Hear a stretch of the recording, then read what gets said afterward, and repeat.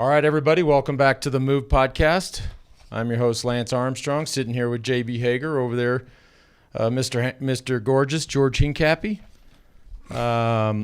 It was just before we get into it, it was a bad day for George, and we will elaborate in a little bit in terms of his crystal ball. Clearly got dropped last night and isn't working very well anymore. But as always, this show presented to you by the OURA ring. This is an amazing piece of technology. It's I get such accurate sleep data every night, not just sleep data, but I get a lot of other key metrics, respiratory rate, body temp. Very, very accurate when it comes to body temp, and they've been, super effective when it comes to actually seeing the onset of illness, seeing the onset of COVID. This is how they rolled out the partnership with the NBA and the WNBA. Head on over to OURA Ring, OURA. There's the flow code, auraring.com. Get yourself a ring. Send us your sleep data. Send us your activity data, and let us know how you're recovering. That's what we're looking at every day. My biggest problem is my neck at the moment, but I'm going to talk about that in a second. George has an idea for me. We should start our own little competition amongst the show. Who gets the best sleep every night? Love that. All right, let's do it. I love it. I'll be the Maillot Jaune every time. Hey, today we're talking about Stage 8. Cue our mon ami Alain. Stage 8, Caser-sur-Garonne to Loudanvieille. You might want to hear that one again. Wow, huh? do that one more time. Stage 8, Caser-sur-Garonne to Loudanvieille. Caser-sur-Garonne to Loudanvieille. And only 141 kilometers. That is an exceptionally short day. I actually didn't give much thought to that yesterday. That's 80 for you people that work in miles. 86 miles. That's a short stage for the Tour de France. Short, but very spicy stage. Short and punchy. Yep. Today's show also brought to you by PowerDot. This one's a little different today. I talk about PowerDot all the time. I love this device. I'm actually at the moment. Check it. Is it in my arm? I'm actually PowerDotting at the moment. I've got this neck thing that will not go away, and it's now kind of trickled down into my shoulder and rotator cuff. So I'm trying to approach it from that angle. There's been widespread speculation that I actually heard it that day that I was doing the dance, the Colombian dance, and then I did the sprinkler for everybody, and then I did the cabbage patch. And it's true. That is sort of the day that it started, but I can't shake it. So I'm doing everything to work this damn thing out. Well, as a matter of fact, one of our buddies, mutual buddies, apparently was hanging out with you guys by the pool the other day, and you're taking this whole new dancing thing to a next level. I mean, we caught it on camera here. I mean, this is exactly where you hurt your neck, right there. That rotator cuff, boom. Oh, look at the. Oh my, look. Oh no! You got to tone it down, bro. No, and here's the thing: I actually have a Speedo next door. Oh yes, the ass slap. Come on. What? No, see that's probably how I hurt my neck. Did you see the move right there? Yeah, that was the kink right there. This guy's gonna have to PowerDot the rest of his life. Oh no! I mean, how fucked up do you think this guy is? That's the start. Going. Look, she wants to dance with him for a second, then she's like, oh no, I can't hang with this. Anyways, on a serious note, PowerDot, an amazing company, and it's truly, although this thing has been stubborn, it's working its way out thanks to this device. Players in the NFL, NBA, Major League Baseball, a bunch of riders in the Tour. Lawson Craddock, who is not in the Tour this year, is an avid user. Head on over to powerdot.com/themove. There's the flow code. And for every PowerDot Duo they sell, 40 meals donated during these crazy times to Feeding San Diego and Feeding America. I'm just going to I got it on. This will be jumping around the whole show. All right. Last one for a bit here. We got a new one today, and this is actually a world premiere. And I've been kicking your ass lately, George. But lately, I mean, the neck has been a setback for me, and we know that. But I sense that you're coming on. It's the shake, bro. It's the shake. What are you talking about? The recovery shake from the Swiss guys that we found in the box. This one right here that is supposed to be unopened, and this is a world premiere. What do you mean? You haven't tried it yet? No. You got to try it, brother. Higgs just handed me this. You need to try that ASAP. This is the problem. I've been hitting it hard. This is the problem with living next door and not being over here. All the product shows up here. You been tapping this? I've been tapping it, and I've been feeling great. All right, it's going to take me a minute to unpack that. That's not cool.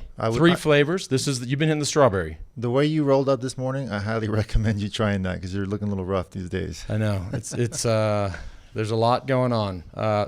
This is strawberry. They've got also vanilla chai, which is a crazy word. Chocolate mint. World premiere. Nobody's seen. Well, clearly somebody's had it because George has been dipping into it. Bunch of bullshit. Head on over to SwissRx. There's our flow code, SwissRx.com. Clearly it's working. It's clearly helping you recover, probably help you sleep better, helping you acclimate. We got a big ride after this, so we'll see. Head on over to SwissRx.com. The buy code is RECOVER, which I need to do. All right, man. Let's look. I'm going to go back to what I said yesterday. I just don't like when these stages. I don't. And now look. I mean, to me, the Tour de France is. You have the Alps and you have the Pyrenees, right? This is the Pyrenees. The Pyrenees are the iconic mountain range. We've got two stages here, both with downhill finishes. I don't get it. It does change the outcome. I mean, it worked in Yates's favor today because they would have just pegged it and put time on him. Well, and they would have ridden the last climb a lot harder. It animates the race, and they would have been motivated to go a lot harder. Well, they went really hard up that the Col de Balès with Port de Balès, excuse me, the WVA. Wout van Aert set an incredible pace.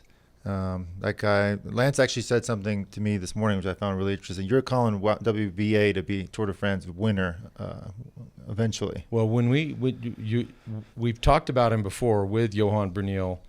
Johan told us in one of the shows, I don't remember which exactly, that they were doing the training camps in the mountains and he was hanging with the best climbers on the team. Now we see what we're seeing here. Well, first of all, he's winning sprint stages, so that's clearly he's multi-talented. But now he's setting tempo in the climbs. Let's not forget, and this tour doesn't have much time trialing, but this guy can time trial. Yep. I wouldn't. Not only setting tempos, but on the Port de Balès, he was the strongest climber on the team. I mean, Sepp Kuss unfortunately didn't have a great day. He was dropped. They saved George Bennett and Dumoulin for the next climb, but Dumoulin was swinging already at the top of Port de Balès, and George Bennett took a very short pull on the Col de Périssord, and Demo had to come back and do that. But Wout van Aert by far was the strongest climber next to Primoz, obviously, on today's climbing day. And I think if we ever did, and I don't know that the tour will ever do this, but if you go back to the tours of old. Let's just say you had a tour with 100 kilometers of time trialing, and even then throw in a team time trial with this super squad. If you give this guy 100 kilometers of time trialing, he will be able to ride the wheels and save, and he can climb good enough to do that. He's like Indurain. Similar or Bradley Wiggins. I know those same are sort big. Of style. Very, very good, except the guy can beat the best sprinters in the world as well. Yeah, which if he ever did want to do the tour, he would probably not want to be up there in the field sprints. Yeah, so think about all the energy he'd be saving if he's not going for the field sprints. Yeah. And then just burying himself. When those guys pull off, I mean, it looks like they're going to fall over. Right. I mean, you just must be at absolute max heart rate, cross-eyed. Yeah, not only did he pull up the whole climb, but he pulled down the whole descent, which is a very steep technical descent, but there are some sections that are sort of uphill and not that easy, very difficult to pull on. He pulled the whole entire descent and then pulled off at the start of the last climb.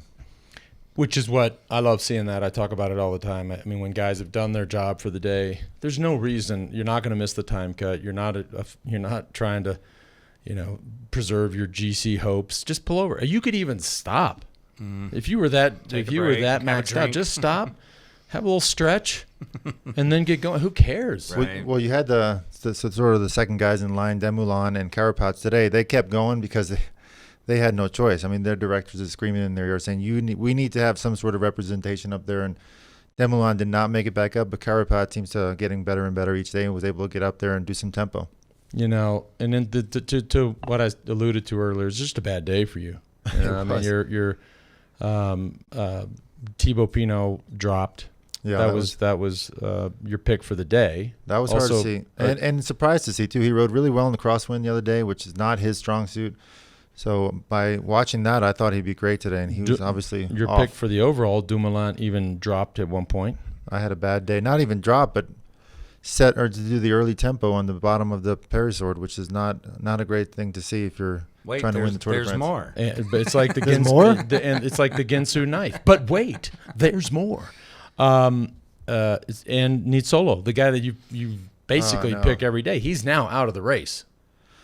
That's also tough to see. I don't know what was going on there. He just basically turned around and went back and like rode backwards on the course and jumped into the team car, which is really strange to see because he was riding so well leading up to the Tour de France. Won the national championships, won the European championships, and hard to see him pull out only a week into the Tour de France. And I tell you what, the hardest thing for me to watch today, and this is no shit. This is I couldn't watch it. Okay, I mean when Thibaut, this guy, is dropped, he's got his teammates around him and they're hugging on each other. This is the fucking Tour de France. There's no hugs in the race. JB, it's okay. It's okay. Consoling. So this might be my bad, Lance. Before you read this, this might be my bad because I think you needed more hugs in your day.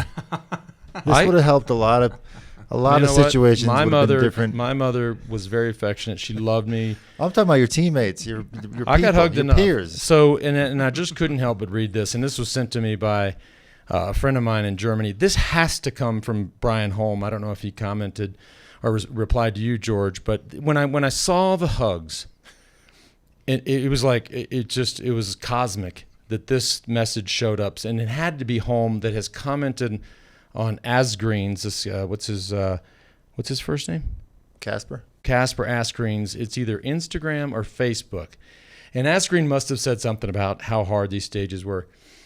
So let's assume it's Holm. He says, if you think you're tired after 3 days of Coupe de Pédale in the south of France, let me tell you about the Tour 96.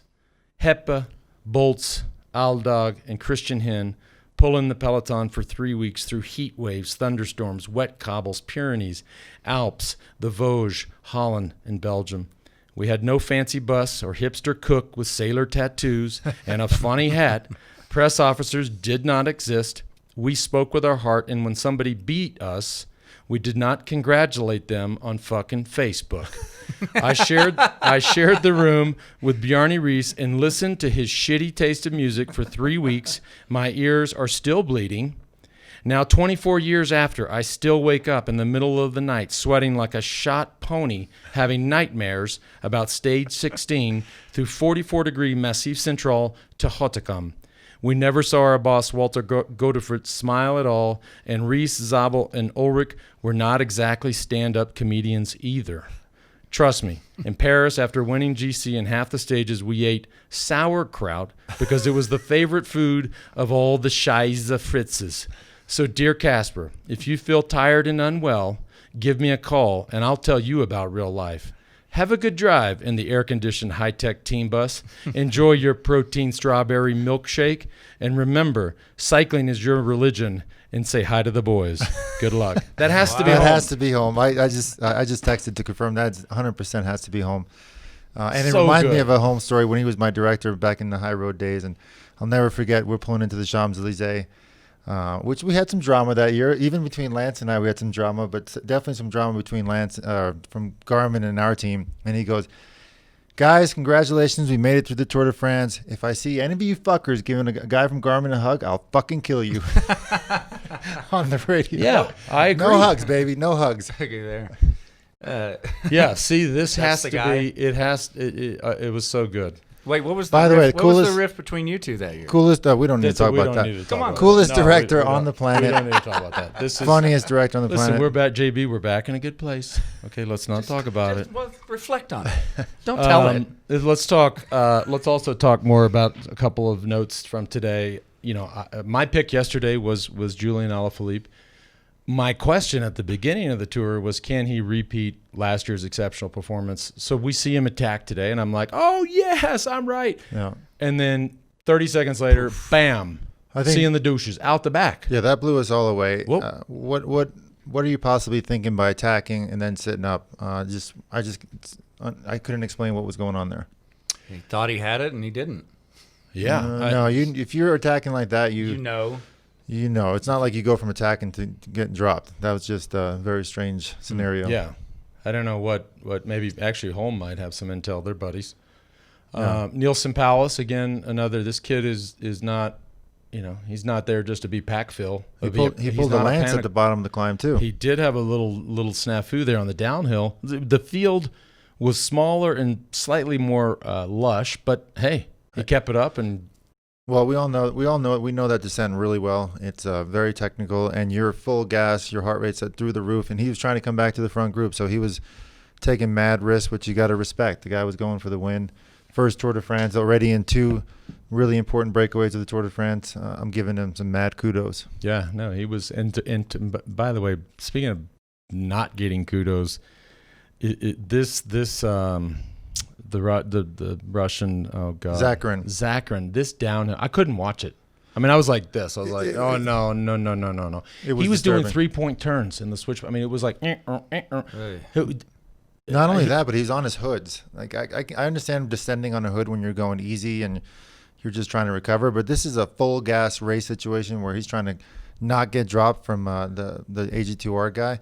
He's just descending in the hoods. Like my balance would be all off, and I understood why he was descending so bad. Yeah, it was really hard to watch. And then the other interesting thing, and who knows if it ultimately did lead to. I mean, obviously he got dropped on the downhill.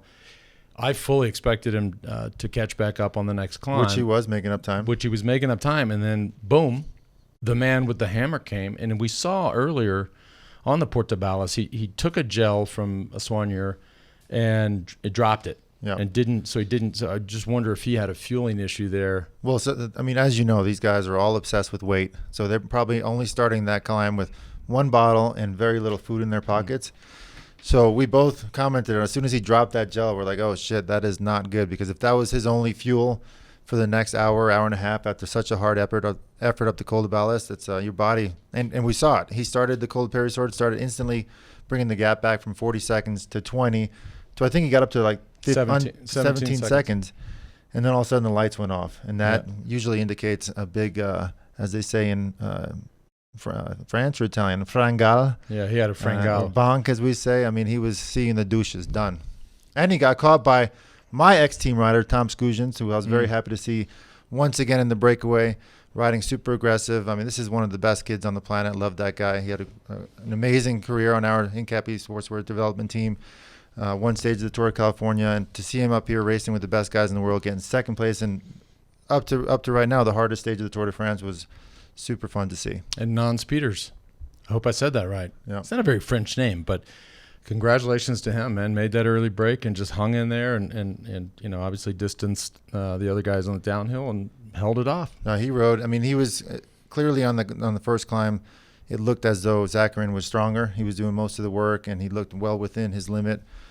But I could see the directors yelling at his radio, just get to the top and try to get away from him on the descent. And what an incredible, aggressive ride he pulled off today. I went back, and as I was looking him up, I saw there was an article or an interview he did back in May, and he was talking about wanting to make the AG2R team, and then he actually was talking about winning a stage. If he could get the freedom from the team, whether it's responsibilities to Bardet or whoever, that he thought they would give him the liberty to go out and try to win a stage. Boom. Yeah. And fast forward to September. Well, he's no panic cooking. He ready to win a stage in the Giro d'Italia, and the next year win a stage, the hardest stage of the Tour de France so far. It's very impressive. What did you guys think the couple times we saw Yates start to crack? And he collects himself. He pulls it back. He's just stone-faced. Yeah. I thought it was impressive. Well, yeah, he's a tough rider. Boy, you see him when I mean, he was sitting on about half an inch of his seat. He was all the way forward. Guys and gals, whenever you see somebody that far forward on the saddle and it's 7 or 8%, they're giving it full stick. I mean, that's as hard as he could possibly go. That's full sufferfest. And also, big shout out this young kid, and we've asked our friend Nusa over in Slovenia for a pronunciation of Pogačar. This kid, 22 years old.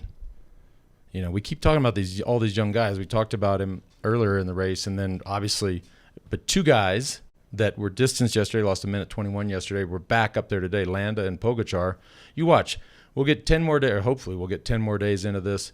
We'll be talking about that minute 21. Some of my guys in the peloton, some of the our big important sources are actually thinking he could win the whole race. Which Pogačar, which would, because I was wondering after having gotten caught out in the crosswind. I mean, today think about. You might not agree, but the pace up the Port de Balaz was extreme. You saw the peloton dropping one by one. By the time they get to the Paris-Roubaix, there's really only 3 guys that can attack. It was Quintana, Primoz, and Pogačar. And Pogačar rode away from all of them. Perhaps they gave him a little leash because he is a minute and something behind, but nobody else was attacking except those 3 guys. That's what I was wondering. Did look good. Uran looked really good. Another interesting thing was 4 Colombians in a group of 6. Which is pretty incredible if you think of that. Bernal was hanging. He looked like he was swinging, in my opinion. But if they don't get rid of Bernal, they're probably not going to get rid of him tomorrow. Bernal could be a major, major threat in the Alps because I'm thinking, he might not be at the top of his game right now, but he gets through these next couple stages. Who knows what's going to happen in the Alps? But don't forget, you said when there was a moment when it was Roglic, Pogačar, and Quintana. You said that's the podium of this year's Tour de France. Yeah, perhaps I got a little too excited. I get excited watching. I think you said that on Instagram my too. My emotions start flowing. That's a big statement. I didn't know we were filming when I said that, but it is a big statement. Tiffany's always filming. Up until now, on the hardest stage of the Tour de France, these were the only 3 guys that were able to make a difference. Yep. Yeah. I'm going to point out something George does, and we can track it. How often he counts Colombians. He's very loyal to his heritage. Yeah. But back to that, don't you think if Pogačar, I think I'm saying it right. Noosa will tell us how to say it. Hadn't lost the time yesterday, that Roglic would have shut that down. Yes. Easily. Yeah. He did look like he was able to cover most of the attacks. And what I found interesting, too, was everybody was mano a mano. At one point, Carapaz came back, and so Bernal had a teammate, but everybody else was just alone there. So I think Primoz rode a great race. He's not going to go out there and just ride tempo for those guys. It's still a very long way to go to the Tour. So I think he was holding back a bit. George, speaking of Pogačar and his team, UAE, are you allowed to talk about the scoops you got? No, some scoops we got to keep in. But let's just say little Mosca speech yesterday had an impact on some of the It didn't directors. just stay right here. No, it didn't It just made stay right its here. way They over were there. watching, and they appreciated it. And you know what? It's a big thing about cycling. You got to always be prepared to move. You got to be Mosca. You got to be Mosca. Which all the YouTube comments, it's a fly, not a mosquito. Yeah, fly. Oh man, You gotta be What was Mosca. that? You didn't do that when you were kids? No. No, I've never seen that, and I hope to never see that again. I was as well. reading books and stuff. You were like sneaking out back smoking cigarettes. I was making like fly and mosquito faces. I thought that was good. Y'all stop it. Of course you've seen that. I have never seen that. Oh my God. Some tell me though we'll be seeing a bunch of that, and I hope, Tiff, we should be seeing that throughout the day. I'd like to see that more often. All right, let's take care of a little business here too before we get into tomorrow's stage. Yet another downhill finish. Today's show also brought to you by Hammerhead. Love it. Mine's it's not on right now, but this is the Karoo 1, which is a great device. The battery life, the level of detail, the mapping features. I tell people that the Hammerhead is if your current bike computer is the old flip phone, the Hammerhead is the iPhone 11. It is like a modern mobile phone. The features are incredible. Let's just call it the K2, the Karoo 2, 40% smaller than the K1. Also has dust and water resistant screens, droplet rejection technology. How about that? Droplet resistant technology or rejection technology. That's insane. Super fast, smartphone level quad core processor of 2 gigs of RAM, 32 gigs of storage for things like maps. To celebrate this year's tour and the launch of the K2, pre-order them over at hammerhead.io/ride for more.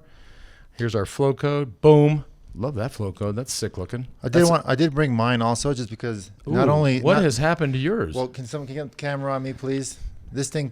Hello, I'm over here. This thing dive. takes a beat down on the mountain bike. We've been riding mountain bikes every day, and yeah, it just keeps on ticking, baby. You can beat it down, and it'll keep going. Works perfectly. So it's a very reliable, tough machine as well. So they released an early batch of the K2 for pre-order. It's sold out in 2 hours. That doesn't mean you can't get one, but I would encourage you to head on over to hammerhead.io. Just get in line, because these things. I've played around with the K2. I've helped them develop it, and full transparency, I sit on their board. I love it. It's next level, and so go get in line. Last one of the day, LMNT. Talk about it all the time. I got no dog in this fight, but this is a brand that I absolutely love. I'm a firm believer of hydration, and I'm also a firm believer that dehydration leads to just crazy side effects for people, whether it's fatigue or clarity or performance. This is the one that is just my go-to, and actually this is my favorite flavor, the orange salt, right? They partnered with the Navy SEALs, USA Weightlifting.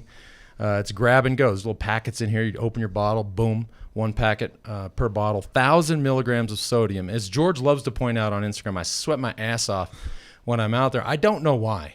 I think I've always been a sweater. I sweat a lot. And so for me, and again, this is why I've really focused on this product for the last year. I need it. Whatever's working here is working for me. 1,000 milligrams of sodium, 200 milligrams of potassium, 60 grams of magnesium, no sugar, no funky colors, no artificial ingredients. And by the way, money back guarantee. And as they say, if you don't like it, then give it to one of your salty friends, right? Which would be me. So head on over to drinklmnt.com/themove. Get salty, baby. So I think we do have our on the road tour correspondent Andy great. Schleck on the line. Is Andy Hopefully here? Called in. Awesome. Andy, you there? I'm here now, dude. Ah, yes. Oh, hey man, how are you? There we go. Good. Driving to France. That we figured you were driving through France. It's a good thing you didn't go the other way and start driving through Spain. That's in 2 weeks. Hey, we were just talking about the Port de Balas and Purisord and this whole mountain range and how it was, this was a big moment in your career when everybody referred to as chain gate, when you dropped your chain and there was this debate about whether or not Contador attacked you or we don't necessarily need to get into it. I know Contador, so I have a pretty good idea of what happened, but and you can also talk about it if you'd like, but otherwise, any impressions from the race today? No, I mean, a lot of journalists, they came this morning to me, to talk about the chain gate, except of Eurosport. They didn't. They asked me, but I was not allowed to talk about the chain gate because Contador works for Eurosport, so I respected that. 10 years ago, but it's part of the tour 2010. I mean, it's an impressive, it was a hard stage and well, he wasn't really gentleman-like then. I mean, you guys were there, Lance, you were there, not too far behind that year, but honestly, this is behind. I don't I have no hard feelings today when I go up the climb. I passed this today for the first time since then, actually. So actually, it looks a lot harder today than it looked back then. It's funny how that works. We get older, you gain a few pounds, and yeah, everything it looks harder. It is harder. Yeah, for sure. Yeah, and I mean, it was funny to hear a little bit, the team tactics.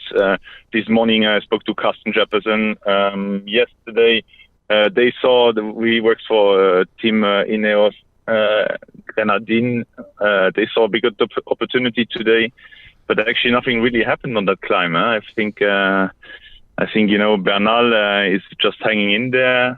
Looks like Roglic, is taking it. No, he's not taking it easy. Obviously, he's suffering, and the tour starts to get hard. But it looked pretty controlled to the finish line to me. I mean, we saw Pogačar going away into the Périsoute, which I think is a climb made for Roglic. It's a climb where you have to, push high wattage and have the power. And I think they just let him take this 40 seconds on the finish line. But for the rest, it was actually a day was quite good controlled by the big teams. Though even we had like three hard climbs.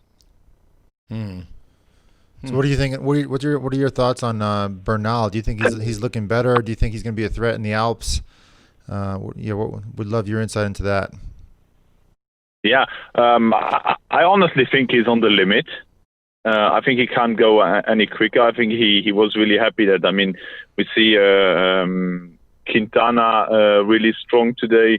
We saw Roglic really strong today, Pogačar, you know, and I think if these two would have liked, you know, if he would have, you know, rode together on Peresud, I think that Bernal would not have made it up there, because he's, you know, obviously in a situation like that, doesn't matter how strong you are, you don't let 10 meters to guys like that, and he let 10, 15, 20 meters. He was dropped at one point, so I think, you know, he just like was really, really happy that they kind of took it easy and didn't go until the finish, and just Pogačar who went away.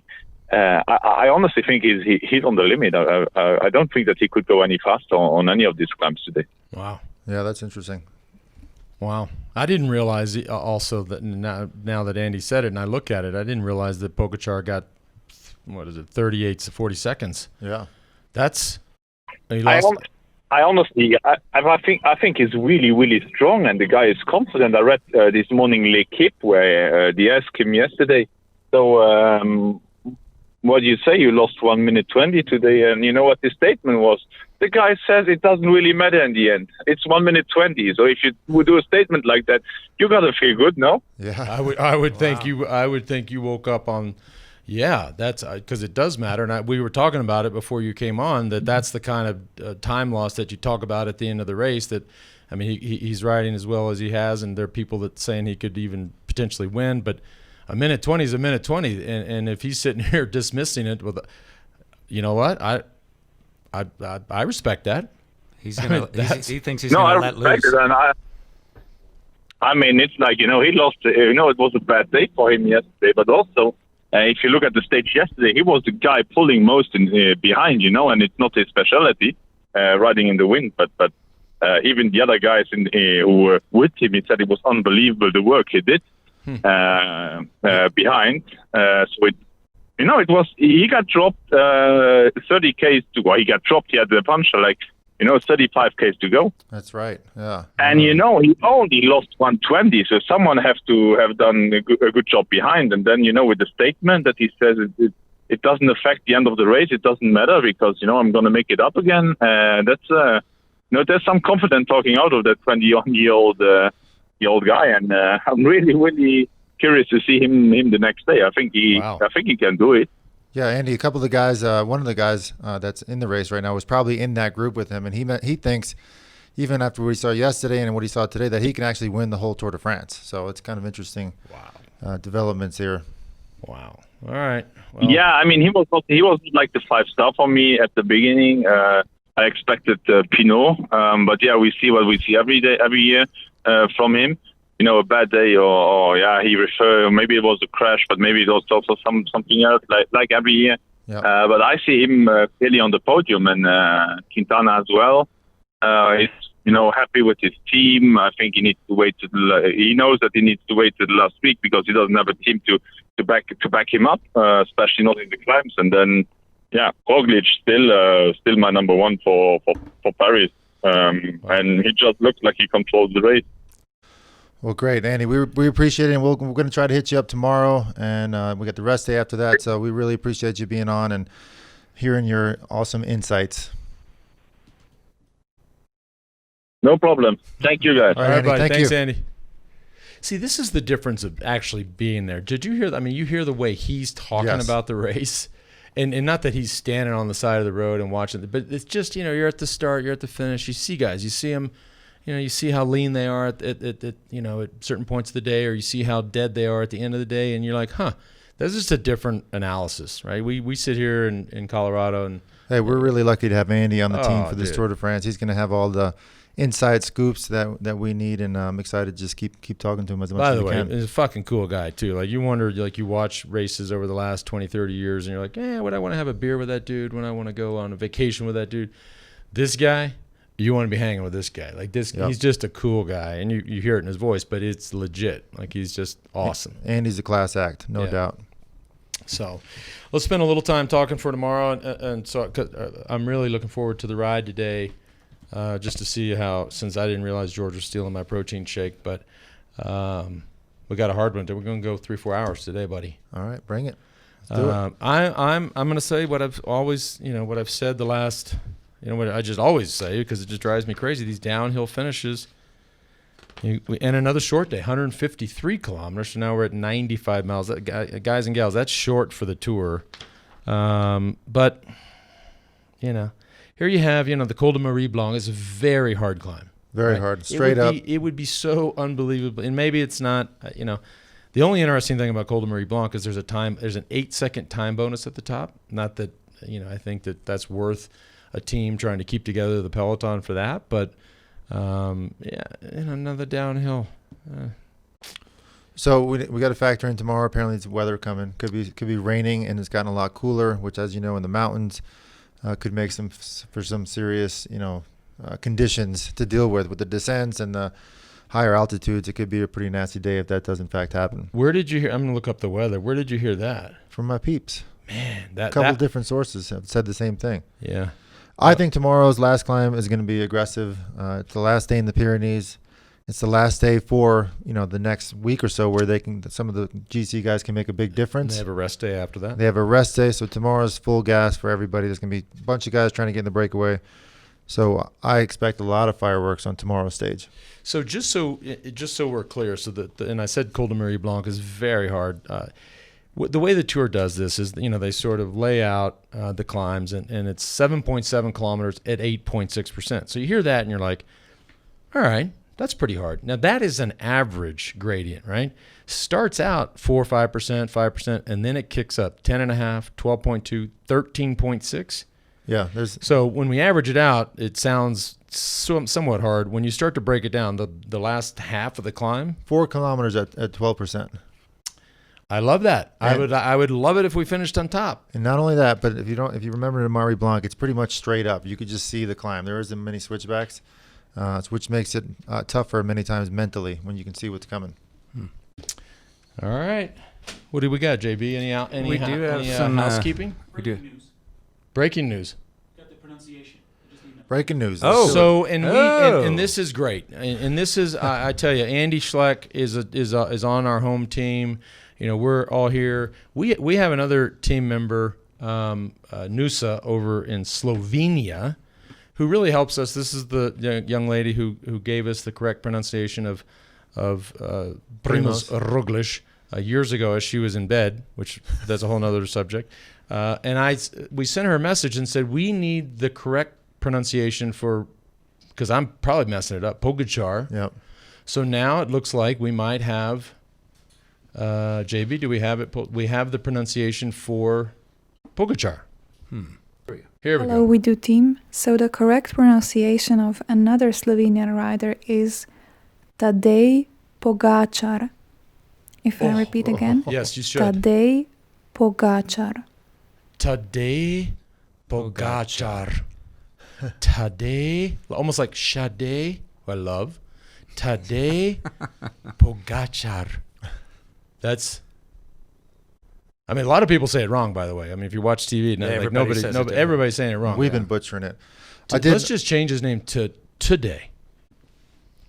Hey guys, Andy just wrote in. He pointed out a pretty interesting fact that Pogačar put 55 seconds on that group in the last 6K of that climb, which those guys were not tooling around. They were going pretty hard. So, he basically rode away from them and made a huge gap. That's super impressive. And he might do it again tomorrow. And he's a big enough threat that you wouldn't just let him go. They had to be trying. Yep. No, you saw they were definitely trying. All right, that's a 55 seconds at the top in 6 kilometers. That's a lot. Do the math. That's 10 seconds a kilometer. Yep. That's a lot. That's a lot. Damn. Maybe it doesn't matter. Imagine the guts on this kid to say, meh.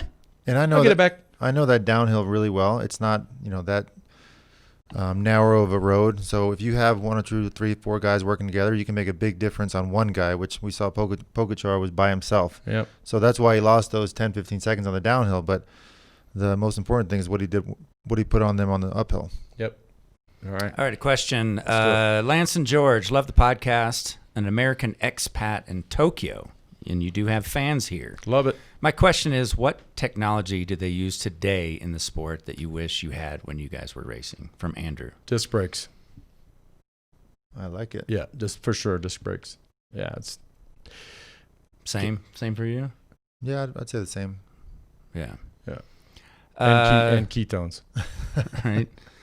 Hey guys, this is from Anna. She says, just to counteract the disgruntled honeymooner story, I'd like to thank you guys for putting together a great show, entertaining enough for me to watch along with my husband. Try to pronounce this, HRVOJE. Well, I'm not looking. Right there, HRVOJE. That's her husband's name. She says, take a whack at pronouncing that. Hervoje. He landed in quarantine with me after I tested positive for coronavirus last week. No symptoms. I'm totally fine. So we need all the love from Croatia. They're quarantined together. Damn. That'll test a relationship. That- Even with a weird name like that. Yeah. And she says that other small country next to Slovenia. Yeah. I'm not getting into this again. What else? Here's another comment from Matt. When Lance said he had to lift his head up, I laughed so hard I cried. This is my first year following the tour, and I bought my first bike this year as well. You guys have been a source of great entertainment, knowledge, and stress relief during a very weird year. No doubt. Just know that you make a difference and keep up the good work. By the way, fuck Thank you. 2020. Yep. Fuck 2020. It's been terrible.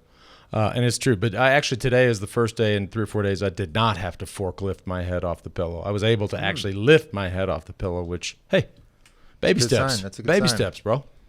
And one more listener who could use some love, I think. Denise writes in, won't be cycling for a while. Just got through my cancer surgery. And it was a huge surgery.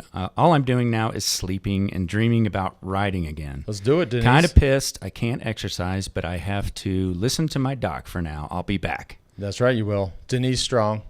Yep. Right? All the Denise best, Strong. We'll Denise. get the tees, the bracelets. We'll get everything going. Denise Strong. You got this. All right, kids. Send your questions, comments, anything to the move@wedo.team. Yep. And we do check out the comments on YouTube and Facebook. Yep. Stage 9 tomorrow. Then we got a rest day. See you guys in the douches. See you in the douches. Vamos.